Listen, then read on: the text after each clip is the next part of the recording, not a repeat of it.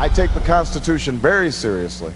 The biggest problems that we're facing right now have to do with George Bush trying to bring more and more power into the executive branch and not go through Congress at all.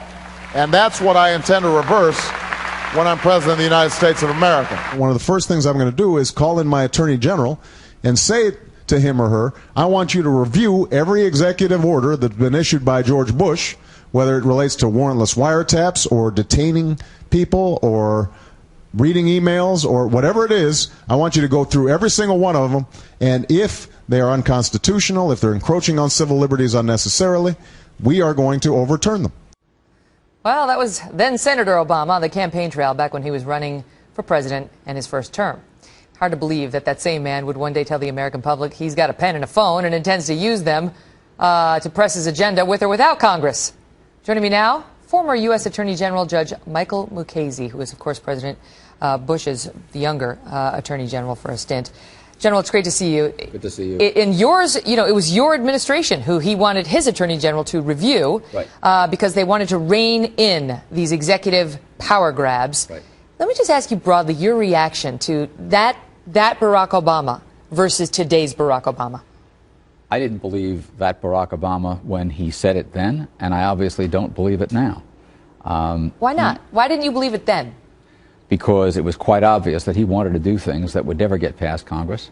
And from it wasn't day one, it was actually day two, when he started signing executive orders, closing Gitmo, eliminating the CIA interrogation program, that it was obvious he was going to do this, will you, nil you. And he has proceeded along that road. If you take a look, there's an interesting YouTube video of him signing executive orders on the second day of his administration, where he signs an executive order to close Gitmo, takes a look at it and says, do we have another order that says what we're going to do with these people? And a voice off camera says, oh, we're going to have procedures. So yeah, right, we're going to have procedures. It's obvious he didn't know what he was making it up as he went along. Well, and it's a query whether that's the case with Obamacare, because it seems like every week we get another executive action on this law, which was a hard-fought battle, which was extremely contentious. And, you know, Karl Rove had a piece this week in the Wall Street Journal saying what is happening now with these changes with Obamacare, in particular the delay of the employer mandate, because just so the viewers know, that was going to kick in, and there was a lot of predictions that employers were going to start laying off people come fall, right before the midterms. And now suddenly that's been delayed by another year. And he maintains this was done for political reasons. And that's a fact in Karl's view. Did President Bush make executive orders or executive actions for political reasons? Not in my experience. The only executive orders that I ever knew of that he was criticized for were the ones following on 9/11, where he was acting based on what he regarded as his constitutional authority and responsibility. The CIA interrogations and the eavesdropping, other programs that he believed he had the power to implement, and that by the time they were later the subject of newspaper articles, in fact, had come under the control of Congress and under the control of the courts. Mm-hmm. But that was the only criticism.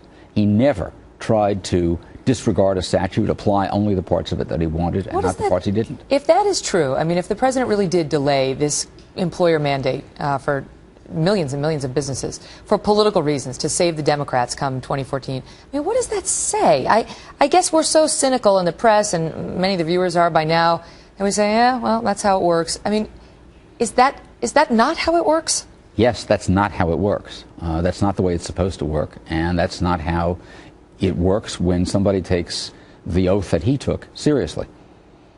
I don't know. I mean, did you actually witness this with President Bush? I mean, were there things he could have taken advantage of but didn't? I'm trying to buy it. You know what I mean? Like, it just seems like anybody with that much power would say, yes, I want more power. Yes, I will do what needs to be done to have more power. And if I have a Congress who won't work with me, a do-nothing Congress that has a 9% approval rating, lower, literally, than a cockroach's approval rating, I'm going to take my pen and my phone, I'm going to get it done. I can't think offhand of a situation in which it was even considered that something that a law forbade we would do anyway, simply because he thought he could get away with it, or where we would take part of a statute and apply it but not the rest because the rest was inconvenient. What do you make of this push by these Republican congressmen to get Eric Holder to send them the legal justification for these executive actions? Good luck with that. I mean, I'd be interested to see what the legal justification is. But the fact is that it's not his justification, but the president's actions that really need to be examined. And your thoughts on, I mean, is this just a White House thing, or does it go beyond the White House? Oh, it's principally a White House thing, but it goes beyond the White House in the sense that, for example, in the executive agencies, the Environmental Protection Administration is implementing regulations that any new coal-fired plant has to have a scrubber that even the one plant that's got it, the person who runs that one plant says is economically unfeasible, doesn't work, and it can't be installed. So that hobbles them. It hobbles them. It essentially rules out any new coal-fired plants without getting legislation through Congress doing it, but instead putting in place an EPA regulation that can't be complied with.